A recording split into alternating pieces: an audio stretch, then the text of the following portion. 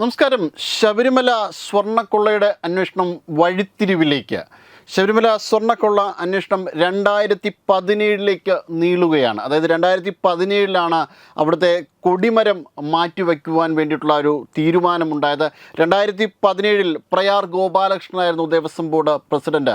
ആ സമയത്ത് കൊടിമരം മാറ്റിവെക്കുവാനുണ്ടായിരുന്നൊരു നിർദ്ദേശത്തിനെ തുടർന്ന് അതിന് മുകളിലെ കൊടിമരത്തിന് മുകളിലെ വാജിവാഹനം തന്ത്രിക്ക് അവകാശപ്പെട്ടതാണ് എന്നൊരു തീരുമാനമുണ്ടായി. ഇതിനെ തുടർന്ന് ദേവസ്വം ബോർഡ് തന്നെ തന്ത്രിക്ക് ഈ വാജിവാഹനം നൽകുകയുണ്ടായി.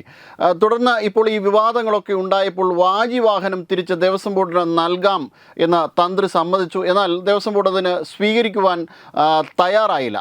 തുടർന്ന് ഇതുമായി ബന്ധപ്പെട്ട വിവാദങ്ങൾ തൽക്കാലം ഒന്ന് അണഞ്ഞിരിക്കുകയായിരുന്നു. പക്ഷേ ഈ അടുത്ത സമയത്ത് തന്ത്രി അറസ്റ്റിലാകുന്നു. അതിനെ തുടർന്ന് തന്ത്രിയുടെ വീട്ടിൽ റെയ്ഡ് നടക്കുന്നു. ആ റെയ്ഡിൽ ഈ വാജിവാഹനം കണ്ടെത്തുകയുണ്ടായി.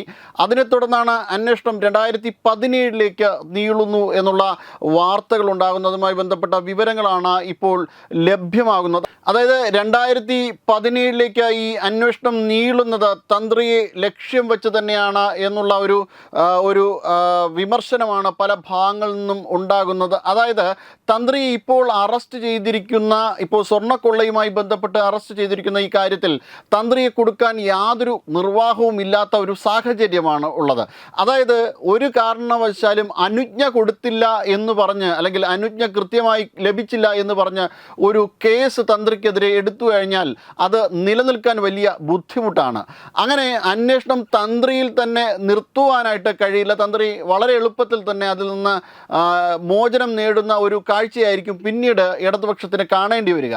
അത്തരമൊരു സാഹചര്യത്തിൽ തന്ത്രിയെ പൂർണ്ണമായും കൊടുക്കാൻ എന്താണ് ഒരു വഴി എന്ന് ആരാഞ്ഞുകൊണ്ടിരിക്കുകയായിരുന്നു അന്വേഷണ സംഘം. ഇത് ഇടതുപക്ഷത്തിന് വേണ്ടിയുള്ള ഒരു കളിയാണ് എന്നുള്ള വിമർശനമാണ് ഇപ്പോൾ വരുന്നത്. അതായത് തന്ത്രിയെ ഏതെങ്കിലും തരത്തിൽ ഈ വിഷയവുമായിട്ട് കുടുക്കി കഴിഞ്ഞാൽ വരുന്ന തെരഞ്ഞെടുപ്പുകളിൽ ഇടതുപക്ഷത്തിന് അത് വലിയ ഒരു ആശ്വാസമാകും. അതായത് മന്ത്രിമാരിലേക്ക് ഈ വിഷയം എത്താതിരിക്കുവാൻ തന്നെ മനഃപൂർവ്വം തന്നെയാണ് ഈ വിഷയം തന്ത്രിയിലേക്ക് നീട്ടുന്നത് എന്നുള്ള തരത്തിലുള്ള വാർത്തകളാണ് ഇപ്പോൾ ലഭ്യമാകുന്നത്. ഇതിൽ കൊല്ലത്തെ ഒരു വ്യവസായ പ്രമുഖൻ ഇതുമായി ബന്ധപ്പെട്ട് ചില ബന്ധങ്ങളുണ്ടെന്നും അദ്ദേഹത്തിനെ മന്ത്രിയുടെ ചില ദൂതന്മാർ വന്ന് കണ്ടു എന്നും അങ്ങനെ ഇദ്ദേഹത്തെ ഈ വിഷയത്തിലേക്ക് മനഃപൂർവ്വം പെടുത്തിയെടുക്കുകയായിരുന്നു എന്നുള്ള കാര്യമാണ്, എന്നുള്ള വിവരങ്ങളാണ് ഇപ്പോൾ നമുക്ക് ലഭ്യമാകുന്നത്. എന്തു തന്നെയായാലും തന്ത്രിക്ക് നേരെ നീളുന്ന ഓങ്ങുന്ന ഈ വാളിന്